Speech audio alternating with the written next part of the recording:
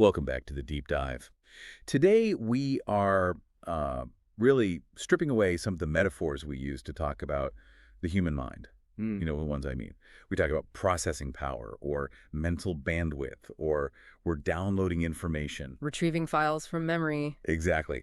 We spent, what, the last 40 years or so just aggressively mapping the language of computers onto the wetware of the human brain. Right. But there's a fundamental problem with that map, isn't there? There is. It assumes that thinking is just this abstract thing. It's manipulating symbols, like your brain is a machine processing zeros and ones, completely detached from the biological reality of the body that it lives in. And that's the assumption we're going to challenge today. We're looking at something called the modality switch effect, which is a phenomenon in cognitive psychology that suggests the mind isn't a computer at all. It's more like a simulator. A simulator. A simulator that is just inextricably bound to our physical senses. The debate we're stepping into today is one of the biggest in cognitive science. It's a huge one. It's the battle between that computational theory of mind, the idea that thought is just abstract code, and what's called embodied cognition, which says that thought is physical simulation. And we're not just going to talk about the philosophy. We're going to get into the hard data. We have a whole series of papers here, from behavioral studies, looking at reaction times, all the way up to complex brain imaging. All trying to answer really one core question. Does your brain have to kind of shift gears when you move from thinking about a sound to thinking about a sight? And if it does have to shift gears, that implies there are actual gears to shift. I mean, that's the whole point. Right, that's the crux of it. If the brain were just a computer, the word loud and the word bright would just be, I don't know, data points. Accessing one after the other should be basically instantaneous. Right. But if we find a cost to lag, a little stumble in processing time, then that's evidence that the brain is actually moving resources between, say, the auditory cortex and the visual cortex just to understand a simple word on a screen. Exactly. But we do need to be a little bit careful with the narrative here. It's very easy to fall into this trap of saying, okay, embodied cognition is the winner, case closed. It's never that simple. It's never that simple. The reality, as we're going to see in these papers, is so much messier. We're going to look at studies that claim to prove embodiment, then other studies that suggest, well, actually, it might just be linguistic statistics. And then, my favorite part, we'll look at studies that argue the original experiments were fundamentally flawed in their design. Which is where the real science happens. Okay, so let's start at the beginning, the foundational work. This is Petcher, Zeelenberg, and Barcelou from back in 2003. This is the study that really put the modality switch effect on the map, isn't it? Yeah. Before this, the whole idea of perceptual symbol systems, the theory that we think using our senses, was mostly just a theory. Right. Barcelou had proposed it, but there wasn't a definitive behavioral smoking gun. Petcher and his colleagues tried to provide that gun using something called a property verification task. Right. So explain what that is. It sounds complicated, but it's actually pretty simple. It's deceptively simple, which is why it's such a workhorse in psychology. Basically, you sit a participant in front of a computer screen, you show them a concept, like the word blender, Okay. and then a moment later, you show them a property, like the word loud. The participant just has to press a button. Is this property true for that concept? So blender, loud, yes, that's true. If you saw, I don't know, blender and quiet, you'd press false. Exactly. Blender tastes like chicken. You press false. Simple as that. So far, that just sounds like a standard memory test. Yeah. Where does the switch part come into it? The switch comes from the sequence of the trials. This is the clever part. Petcher structured the experiment so that participants would go through these little blocks of trials. In what they called a no-switch condition, you might get a trial that uses your sense of hearing, like leaves, followed by rustling. Okay, rustling is a sound. Rustling is a sound. Immediately after that, you get the target trial, blender, followed by loud, also a sound. Right, so you're staying in the same sensory modality. Sound, then sound again. Correct. The hypothesis is that your attention, your cognitive system, is already oriented toward the auditory modality. Your brain is sort of primed to think about hearing. And so the switch condition is designed to interrupt that flow. It breaks the flow. In the switch condition, the first trial might be something like cranberries, followed by tart. Okay, that's taste. Gustatory. That requires you to access your gustatory system, your sense of taste. And then immediately after that, you get the target trial again. Blender, loud. Ah, so you're going from taste to sound. You are. And the theory is, if concepts are truly embodied, your brain is currently parked, so to speak, in the gustatory cortex. To process the word loud, it has to physically disengage from the taste system and then re-engage the auditory system. And that reconfiguration, that should take time. And when we say time in these studies, we're not talking about a noticeable pause where someone is sitting there scratching their head. No, no, no. We're talking about milliseconds. We're talking about incredibly small margins, usually in the range of, say, 20 to 60 milliseconds. But in cognitive psychology, a 30-millisecond delay is an eternity. It's a huge, statistically significant cost. It is. And Petr's team found exactly that. Participants were consistently, reliably slower to verify a property if it came from a different sensory modality than the one on the trial just before it. They called this the modality switch effect. Okay, I have to play the skeptic here immediately. Please do. We're looking at reaction times. Yeah. And reaction times can be notoriously noisy. Yeah. You know, if I had a coffee before the test, or if I'm just a faster reader than someone else, my times are going to change. How do they know this lag is really because of the senses? Couldn't it just be that, cranberries and blender are just really unrelated words? Maybe the brain is just confused by the random jump in topic, not some deep jump in modality? That's the associative argument. It's the first thing any good reviewer would ask. Maybe leaves and rustling and blender and loud just. They share some kind of lexical neighborhood in the brain's dictionary. Right, they're just related words. And Petcher completely anticipated this. So in their second experiment, they explicitly controlled for that. They controlled for what's called associative strength. They used these massive databases of word associations to find pairs of words that were semantically unrelated but shared a modality. So they were actively trying to break the link between the meaning of the words and the sensing part. They went even further. They set up conditions comparing pairs that were highly associated versus pairs that were not. So, for example, the word sheet and the word spotless, very highly associated. Okay, yeah. Or air and clean, also highly associated. Now, if the effect was just about word association, you would expect that this switching cost would disappear when the words are that strongly linked. Because the brain gets a head start from the association. Exactly, but it didn't. The cost was still there. Even when the words were, linguistic best friends, if you had to switch from a visual concept to an auditory concept, you still paid that cognitive penalty. You're still slower. That seems like pretty strong evidence against that abstract symbol view. I mean, if the brain were just accessing a code, let's call it concept 101 and then concept 102, the associative strength should matter a lot. But the sensory flavor of the word shouldn't matter at all. Right. The fact that the flavor of the thought is what slows you down suggests that the flavor is actually part of the processing mechanism itself. It suggests that the meaning of a concept isn't some dictionary definition stored somewhere. The meaning is the simulation. You can't truly understand the word sour without a tiny microactivation of the part of your brain that actually handles acidity on the tongue. But of course, this is science, and no theory goes unchallenged for long. Never. And so enter Lewis and Connell in 2011. They looked at all this data and basically said, not so fast. Okay, so Lewis and Connell, this is the linguistic counterstrike. Right. Their argument, if I'm getting this right, is that we're giving the brain way too much credit. They argue that the brain is inherently lazy. Right. Or efficient, if you want to be more charitable. Right. Why would the brain run this full-scale, energy-intensive sensory simulation every single time it reads a word, if it can get away with a much cheaper shortcut? And that is the absolute core of their symbol interdependency hypothesis. They argue that language itself, the statistics of language, encode all of these relationships. You don't need a body to know that lemons and sour go together. You just need to have read a lot of text. You just need to have read a lot of text where those two words appear close to each other very frequently. If you analyze 1 billion words of English text, the statistical probability of sour appearing near lemon is incredibly high. So they're proposing that the brain is essentially running a kind of sophisticated autocomplete algorithm, like a large language model before we were all talking about them. Effectively, yes. That's a perfect analogy. They used computational linguistic algorithms, things that can analyze how words co-occur in massive bodies of text. And Loris and Connell showed that these algorithms could predict the modality of words just by looking at the text distribution. So the computer had no eyes, no ears, no tongue. No body at all. But it knew, in a statistical sense, that glimmer and shine belonged to the same category and that creak and boom belonged to another just from the patterns in the language. Wow.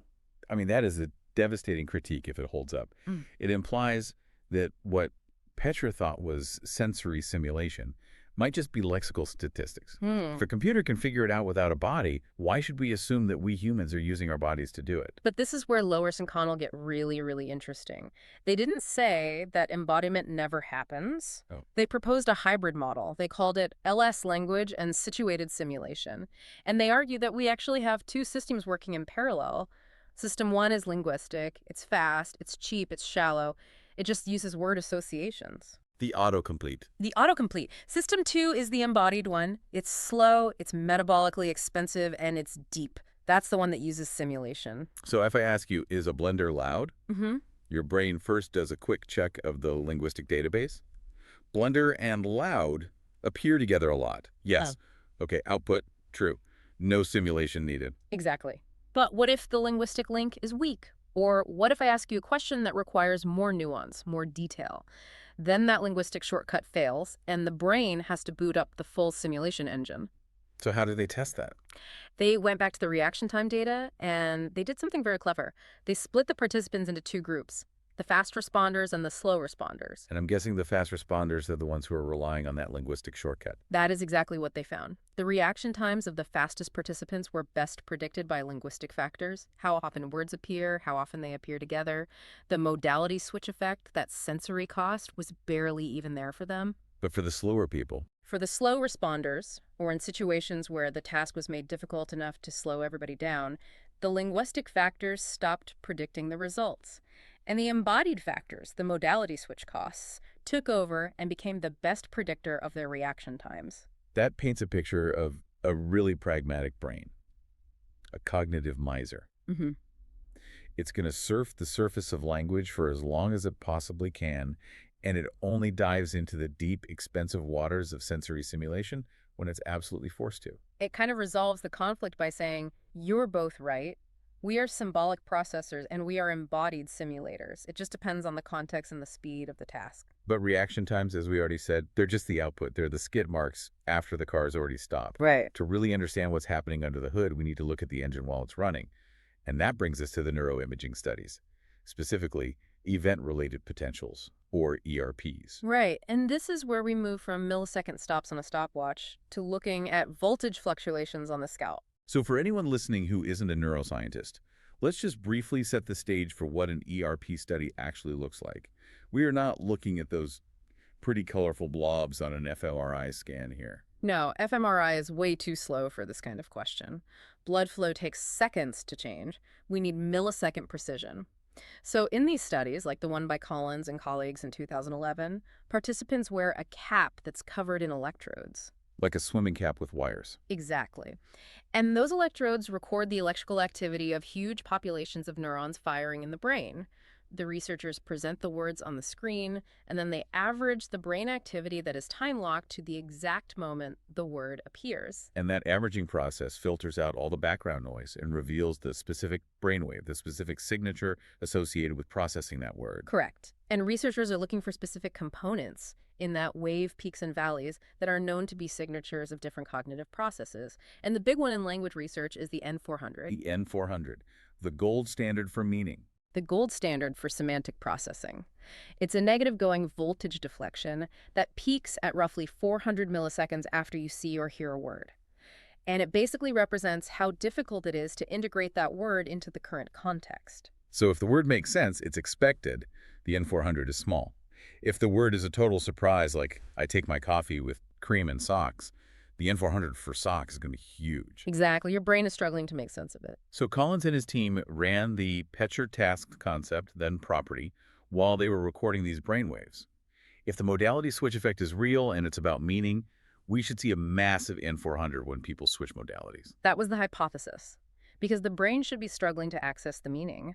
And for visual words, it held up perfectly. It worked. It worked. When participants switched from an auditory trial to a visual trial, so for example, going from ringtone melody to candle flicker, Collins found a significantly larger N400 for that visual target, for flicker. Which suggests the switch cost is, in fact, semantic. It's a meaning problem. The brain struggled to access the meaning of flicker because it was still tuned for sound. Precisely. But And you knew there was a but coming. There's always a but. The results were not symmetrical. What do you mean? When the switch went the other way, when they went from a visual trial to an auditory trial, the N400 effect completely disappeared. It was gone. Gone. Instead, they saw a different brainwave component, a late positive complex, or LPC, which happens much later, around 500 to 700 milliseconds. And the LPC isn't usually associated with meaning access. It's more about attention or reanalysis or just general decision-making difficulty. That's really puzzling. Why would switching to vision be a meaning problem in N400, but switching to hearing is a decision problem? LPC, is the auditory system just wired up differently? Well, Collins and his colleagues speculated that this might be because of the nature of auditory concepts in the real world. Think about it. Sound is almost always accompanied by a visual source. Right. You see the dog barking, you see the glass shattering. Exactly. But visual concepts can often be completely silent. A green apple doesn't make a sound. So the idea is that perhaps auditory words are inherently more multimodal. Accessing their meaning might automatically trigger some visual associations anyway. So the switch isn't as clean. It's not a hard semantic crash. It's more of a complex reshuffling of your attention. That's the theory. It might imply a kind of hierarchy of the senses, where vision is maybe more dominant or more isolated in how it's processed. And then Hald and his colleagues in 2011 added another layer of complexity to this. They introduced the idea of veracity. Truth and falsehood. Right. They wanted to know if we bother to simulate something, even when the sentence is an obvious lie. Which is a very clever manipulation. It is. I read the sentence, the cellar is light, which is generally false, cellars are dark. Does my brain still try to simulate a light cellar and then kind of crash and burn? Or does it just recognize it's false and not even bother simulating? And Hald found that the modality switch effect, that neural signature of difficulty, it only appeared for the true statements. Only for the true ones. Only. When the sentence was false, that N400-like effect just vanished, which suggests that simulation isn't some automatic reflex that happens for every word you read. It's a constructive process. It's used to build a mental model of a situation. And if the situation is judged to be impossible or just plain false, the brain abandons the simulation. It seems so. That makes the simulator sound really intelligent. It's not just blindly rendering graphics, it's checking the physics of the world first. Oh. And if the physics don't work, it just stops the rendering process. Right. But we really need to pause here because we've built up this whole narrative based on Petcher and Collins and Hald. But there's a study in our stack from Bernabeu and colleagues from 2017 that essentially pulls the rug out from under the experimental design of all the studies we've just been talking about. Okay, this is the methodological pivot. And honestly, this is the part of science that usually gets cut from the press release because it's complicated. It is, but it's so important. We have to dig into it because it questions the validity of the data itself. And the critique centers on the order of the words. Concept first, then property second. Right. Just think about the timeline of a single trial in that original Petcher or Collins design. First, you see blender, the concept. Yep. Then you see loud, the property. And the researchers measure everything, the reaction time, the brain waves on that second word, on loud. Because loud is the target. That's where the modality switch actually happens. But Bernabeu argues that this creates a massive confound, a huge problem. Because when the word loud appears on the screen, the brain is being asked to do two totally distinct things at the exact same time. What are the two things? Task one is the modality switch. It has to shift from whatever the previous trial's modality was to the current one. Okay. Task two is what's called semantic integration. It has to decide if loud is a valid property of Blender. I see. So you have a between trial effect. The switch from the last trial happening at the exact same millisecond as a within trial effect, which is judging the relationship between the two words in front of you right now. Exactly. Bernabeu and his co-authors call this the relational confound. The processing of the relationship between the concept and the property interferes with the measurement of the switch. So if Blender really strongly primes the word loud, it might completely mask the cost of the switch. Or if the relationship is weak, it might exaggerate it. You're trying to measure the wind speed, which is the switch, but you're standing in a wind tunnel that's being generated by the word pair itself. You can't separate the two forces. So how did Bernabeu fix this? You can't just get rid of the words. They did something so simple and so elegant, they just flipped the order. They put the property first. They put the property first. So instead of seeing Blender, then loud, you would see loud, a brief pause, and then Blender. Okay, let's trace the logic there. If I see the word loud first by itself, I haven't seen the concept yet. I don't know that we're talking about a blender, so I can't be judging the truth of the pair. Precisely. You are processing the meaning of the word loud in complete isolation. There is no within-trial relationship to worry about yet because the second half of that pair simply hasn't arrived. And this is the key, the between trial switch is happening. It is absolutely happening. If the previous trial was about a visual property and now you see the word loud, you are switching modalities right at that moment. So by measuring the brain's response to that first word, the property, you can finally isolate the pure switch cost from the judgment cost. And Bernabeu and his team are very specific about this in their paper. They say, and I'm quoting here, the 3 previous ERP studies time-locked the measurement to property words placed last.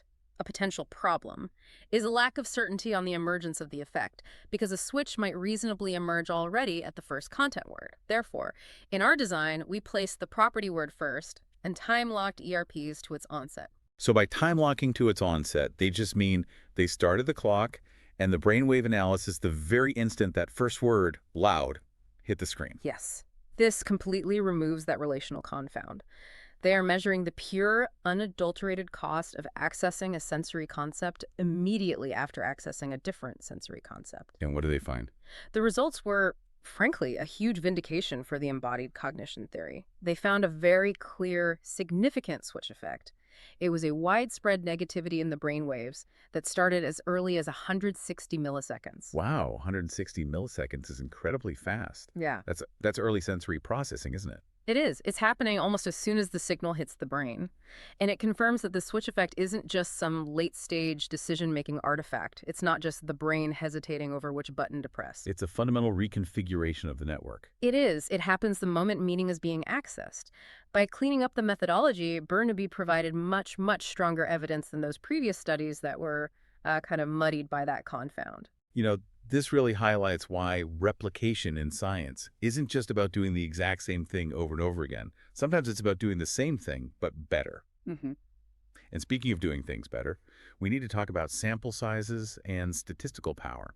There's another study here by Platonova and Miklashevsky that addresses the timing of the switch, but they also bring a level of statistical rigor that, well, it was maybe missing in some of the early 2000s work. Right. We're in the middle of this replication crisis in psychology.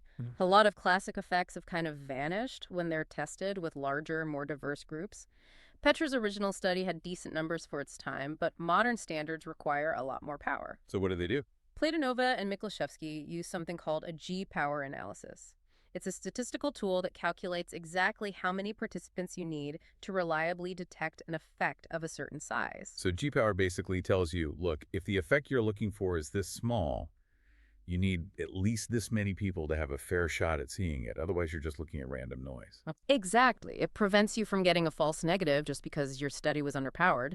So, with this really rigorous sample size, Platonova wanted to push the timing question to its absolute limit. Okay. We've been talking about the switch taking time, but what if there is no time? What if the words appear simultaneously? This is the stimulus onset asynchrony, or SOA. So normally there's a gap between trials or between words. Platonova set that gap to 0. Effectively 0. They presented the prime word and the target word at the same time, or with a negligible delay. The big question was, is the modality switch effect robust enough to survive when the brain is just flooded with information all at once? If the brain really is a simulator, you'd almost expect the traffic jam to be even worse when the inputs are simultaneous. It's like trying to launch 2 really heavy programs on your computer at the exact same second. And that is largely what they found. The modality switch effect persisted. Processing a visual word pair right after another visual pair was still faster than switching from, say, haptic, which is touch to visual. But I'm sensing another but? There is. Platonova's results also introduced some really necessary nuance.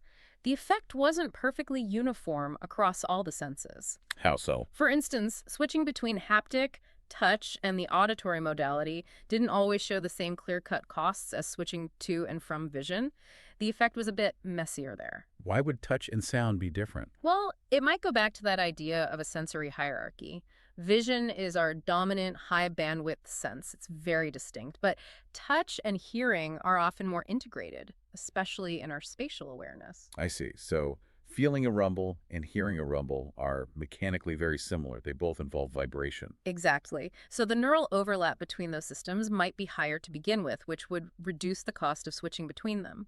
Platanova's work is a great reminder that the senses aren't just five separate, neat little buckets. They're a complex, overlapping, interconnected system. Okay, so we've covered the reaction times, the when, the ERPs, and the how, the importance of experimental design. Now I want to look at the who, specifically the bilingual brain. We established earlier that Lewis and Connell have this idea that language is maybe just statistical associations.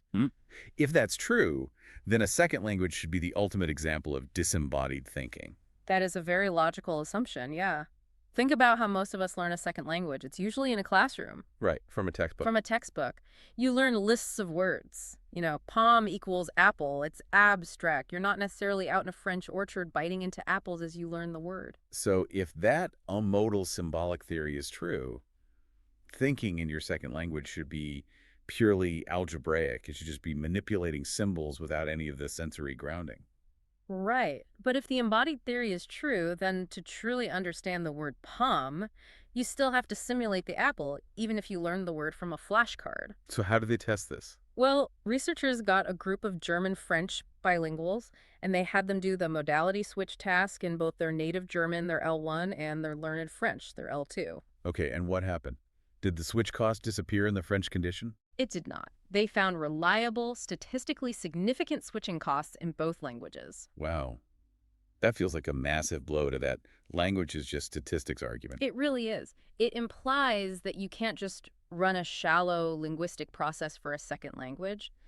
Even in your L2, understanding the meaning of a word requires grounding it in your sensorimotor experience. So when a native German speaker reads the word sour in French, their brain is still activating the gustatory cortex. They're still simulating the taste. They're still simulating, and the researchers were very rigorous here. They ran the same checks as Pescher did for semantic associations. Right, maybe French words are just more closely associated. That's what they checked.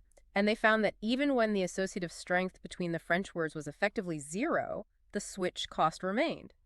The drag on the system wasn't caused by the words being unrelated in the French dictionary. It was caused by the brain having to physically switch sensory modes. That suggests that becoming proficient in a language isn't just about memorizing the dictionary. Not at all. It's about successfully wiring those foreign symbols into your body's native sensory system. That's right. This whole thing fundamentally changes how I think about learning.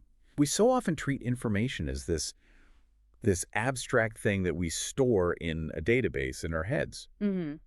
But this entire stack of research, from Petcher to Bertabue's redesign to these bilingual studies, it all points to a completely different reality. Information isn't stored, it's reenacted. That is the perfect way to put it. We don't have a file in our brain for a lemon. We have a recipe for recreating the experience of a lemon. And every time we think about a lemon, we have to cook that recipe all over again. And the modality switch effect is just the time it takes to clean the kitchen between cooking a steak and then baking a cake. You have to change out all the tools. You have to change the tools. So let's zoom out here for a final thought. We live in an increasingly disembodied world. We're spending more and more of our time in digital spaces, interacting with AI, consuming content through these flat glass screens. If thinking is simulation, and simulation relies on our history of physical interaction with the world, what happens when we stop interacting physically? Well, that's the kind of dark implication of embodied cognition, isn't it? If our concepts are built from our physical experiences, if the word rough has meaning because we've touched sandpaper and heavy has meaning because we've lifted a rock, then a reduction in that richness of physical experience could theoretically lead to a shallowing of thought. We could become more like Loris's fast responders. Exactly. Yeah. Just processing the linguistic statistics of the world, knowing which words are supposed to go together, but maybe losing some of the deep embodied simulation that gives those words their weight and their emotional resonance. And you have to consider artificial intelligence in this light. We have built these large language models that are the ultimate symbol interdependency machines. They are perfect at the statistics, but they have no body. They have no sensory motor cortex. Can they ever truly understand a concept like a stinging slap or a sweet whisper if they have no way to simulate the sensory input? Based on the evidence we've looked at today, the answer really leans toward no. They can mimic the output of understanding perfectly, but they can't perform the process of understanding because the evidence suggests the process involved the body. They're processing the menu, they aren't tasting the food. We're simulators, not computers. And keeping our simulation engines calibrated and running well might just require us to get off the screen and, well, actually touch some grass. Or bite a lemon. Or bite a lemon. This has been The Deep Dive. Thanks for listening.